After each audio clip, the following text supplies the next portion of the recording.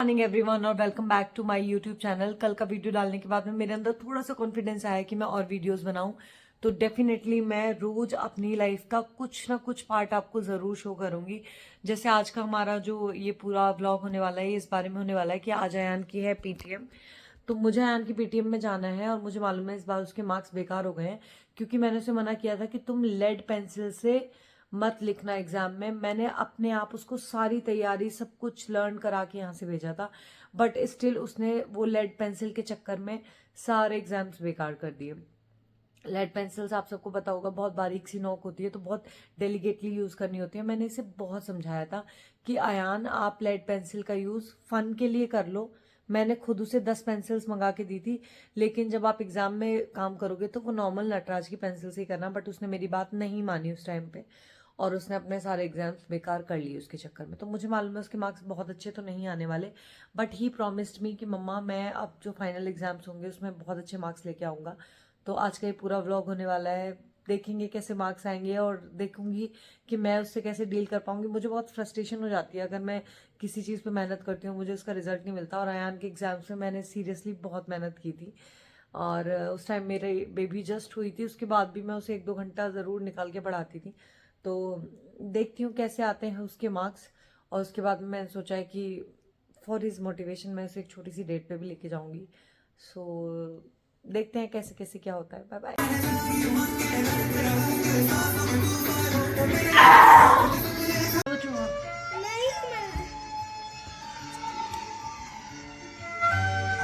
Getting ready for PTM.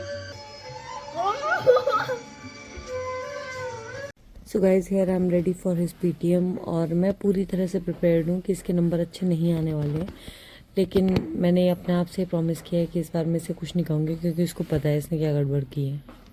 और इसने मुझे बताया कि रात को रोया भी है। हाँ, लगा लो। इसे आइडिया है कि इसके मार्क्स कैसे आने वाले हैं, तो इसलिए इसी ने मुझे बताया कि मम्मा मुझे रात को बहुत रोना आया कि यार क्या होगा मेरा कल सुबह। सो कोई बात नहीं यार, ये सब होता रहता है, मार्क्स कम ज़्यादा आते रहते हैं। वैसे मुझे मार्क्स से इतना कुछ लेना देना नहीं है, बट मैं चाहती हूँ कि ये अच्छा परफॉर्म करे अपनी क्लास में। गाइस मुझे इनकी स्कूल की ये चीज़ बहुत अच्छी लगती है कि लोग इतनी अच्छे से डेकोरेट करके रखते हैं जिस दिन पेरेंट्स आने होते हैं। सो अब हम फटाफट से देखते हैं इनके मार्क्स। एक्चुअली हमने जितना एक्सपेक्ट किया था ये सारे मार्क्स उससे ज़्यादा ही हैं। सब में इसको एक्सीलेंट, वेरी गुड सब कुछ मिला हुआ था। मैं तो सोची थी कि डब्बा बिल्कुल ही गोल होगा, लेकिन ऐसा नहीं था। इसने अच्छा परफॉर्म किया था अपने लेवल से। कुछ गड़बड़ जो भी इसकी हुई है वो थोड़ी स्पेलिंग मिस्टेक में हुई है, और ये इसकी ड्राइंग देख के तो मुझे बहुत ही हंसी आई। स्पेलिंग से साहब मैं कितनी मोटी लग रही हूँ, पर इसका इलाज मैं जल्दी करूंगी, कोई बात नहीं। तो अयान का रिजल्ट हम ले आए हैं। रिजल्ट अयान का नॉट बैड नॉट गुड, पर पिछली बार से इसके मार्क्स कम आए। पिछली बार इसके 90 कुछ पॉइंट थे, 91 के आसपास थे। इस बार इसके 87.8 आए हैं, तो मार्क्स तो कम है। बट यस, इसने मुझे पहले ही बता दिया था कि मम्मी एग्जाम्स उतने अच्छे नहीं हुए, इसलिए इस बार का इसको रिलैक्सेशन है। कोई बात नहीं, हो जाती है बच्चों से गलती लेड पेंसिल के चक्कर में। बट यही मैं पूरे रास्ते इसको समझाती आई हूँ कि भाई अगर तुम, क्योंकि मैं भी बहुत बिजी रही इस टाइम पे, गुड़िया के चक्कर में मैं भी इस पर ध्यान नहीं दे पाई उतना। तो अगर बिना कुछ करे आप इतना कर सकते हो, तो एक बार अपना पोटेंशियल तो आपको चेक करके देखना ही चाहिए ना, कि मेहनत करके आप क्या कर सकते हो। तो मैंने इसे यही समझाया है कि भाई एक बार मेहनत करके देख, ट्राई करके देख। एक बार मेहनत करके आप अपना पूरा पोटेंशियल तो चेक करो कि आप क्या कर सकते हो और क्या नहीं।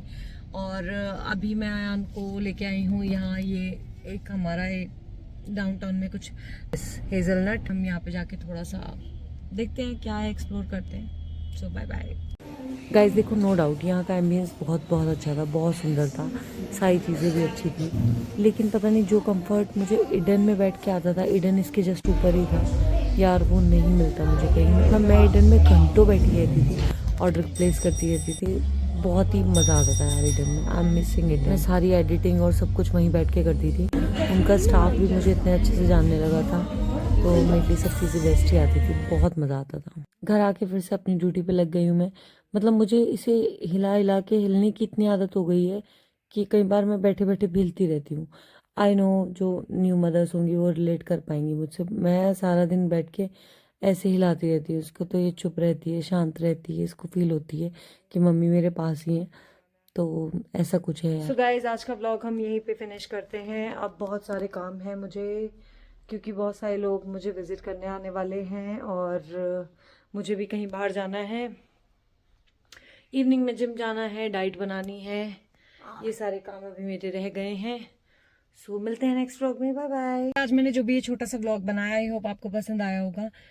एक बात बताऊं, पूरे दिन के chaos के बाद में जब मैं शाम को लाके गाड़ी रोकती हूँ और मैं इस गाड़ी में कम से कम 10 से 15 मिनट ऐसे ही बैठी रहती हूँ, गाड़ी बंद करके, मतलब बिल्कुल बैठी रहती हूँ।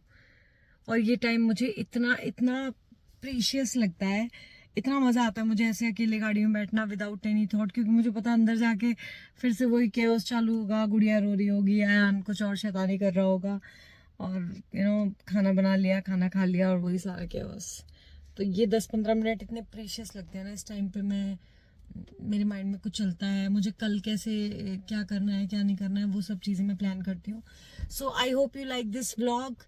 कल भी कुछ अच्छा ही लेके आएंगे, मतलब एक वीक में मैं सोच रही हूँ 3 वीडियोस बनाऊँ, क्योंकि यार पूरा दिन मुझे काम बहुत सारे रहते हैं, इसलिए ऐसा तो नहीं हो पाएगा कि मैं 6 के 6 दिन वीडियो बना पाऊंगी, बट मैं 3 वीडियो का सच में सोच रही हूँ। बाकी आप लोग मुझे कमेंट सेक्शन में करके बताओ कमेंट कि मुझे कितने व्लॉग्स डालने चाहिए और आप लोग कितने व्लॉग्स मेरे देखना पसंद करोगे।